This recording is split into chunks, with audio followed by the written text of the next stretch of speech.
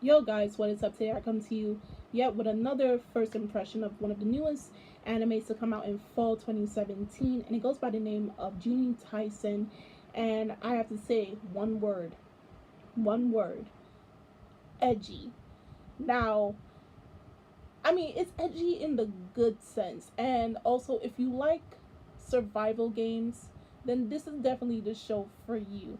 Also, I came to find out, and it was circulating around the web, that Junie Tyson, aka 12 Wars or Zodiac Wars, also has someone that's helping in the production of this series by the name of Nishio Ishin, who also wrote the novels of Bakemonogatari and Katana Gatari. So, if you love his work and love what he dishes out, how he writes his characters, how he writes the settings of his works, then definitely this may be in one of your top shows of this season to watch, because he does have a hand in the development and story of this series.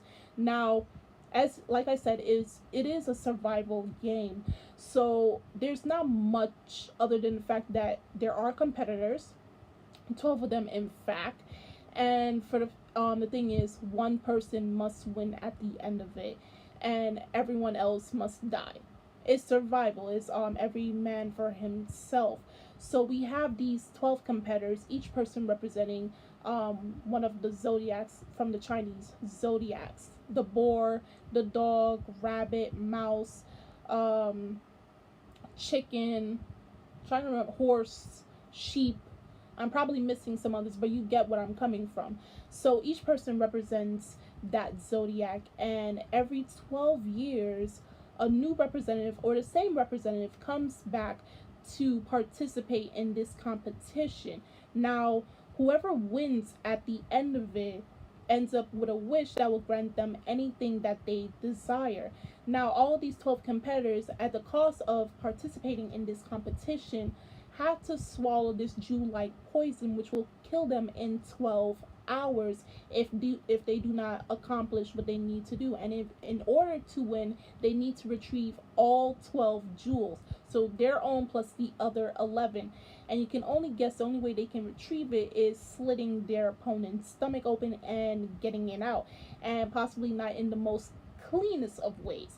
Like I said, this is edgy and also very gritty and gruesome and very violent, very obscene. So if you are very squirmish against this, you are lighthearted against these type of shows, and it's also pretty much offensive, then I would suggest that you try to watch something else that's less of those things I just mentioned, because you may not like what you're going to see in future episodes. So also for the fact, I came to understand that no one person is in this show is the main protagonist. What I mean by that is each person and each episode, they may show from their point of view, but it may switch coming up for the next episode. So in this episode, this first episode, we saw from Ino's point of view. Her whole name is a mouthful, so I'm just gonna call her Ino, and she's a pretty messed up individual. All of them are messed up, because I also, before watching this series, I looked into it, and all of these contestants are killers. And as you saw in this episode, we see where Ino, she kills bountifully, so she kills a lot, and Usagi, from my thumbnail, best boy, he kills psychotically. So my guess is each individual kills in a particular style, best known for their techniques and who they are as an individual, as a character. So we saw for the most part from her point of view, and she was basically, in a sense, introducing us, the audience, into the series and how she is participating within this competition.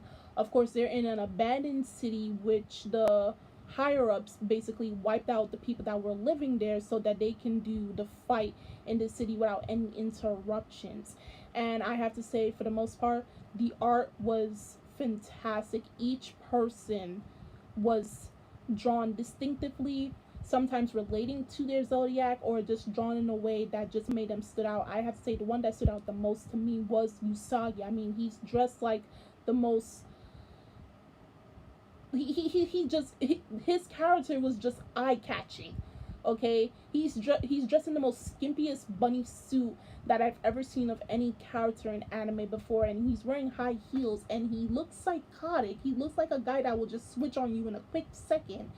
And he has a big old fluffy tail, and he's wearing bunny ears. Like, how can that not attract you? And like, I know you shouldn't get attached to characters in these type of settings, but like I said, Usagi is my boy in this series, and I do hope he wins.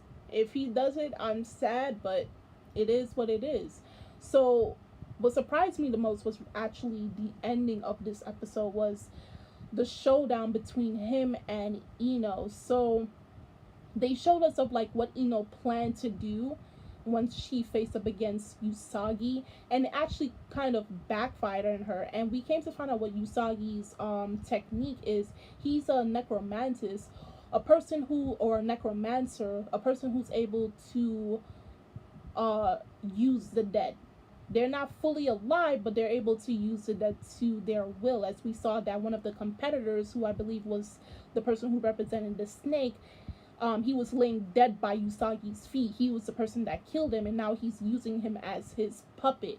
So I wouldn't say that Ino is down for the count. A lot of people may assume that she is dead, but I say that we have to wait till next episode to be assured of that. But nonetheless, I was really interested in this episode. It really caught my attention. I have to say this, if they do it right, if they do it right in terms of storytelling, if they keep up the animation was on point in the fight scene, the color palettes, it fitted with the atmosphere of this show. This show is dark in tone. It's not light. It's not friendly. Everyone is out for each other. There's no person who is a friend of the other, and it's every man and woman for themselves. So it fit perfectly with the tone of this series, and the fact that, you know, it's a survival game. You know, you're on your own, and it's like do or die at this point.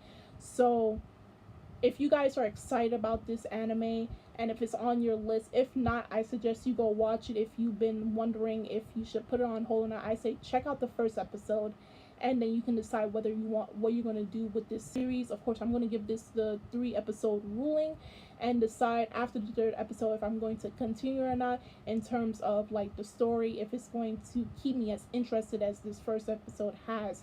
But tell me your thoughts on this first episode of Juuni Taisen, episode 1, in the comment section below. Also, for the fact that I heard that Viz Media is publishing the manga on their website, so you'll be able to purchase it.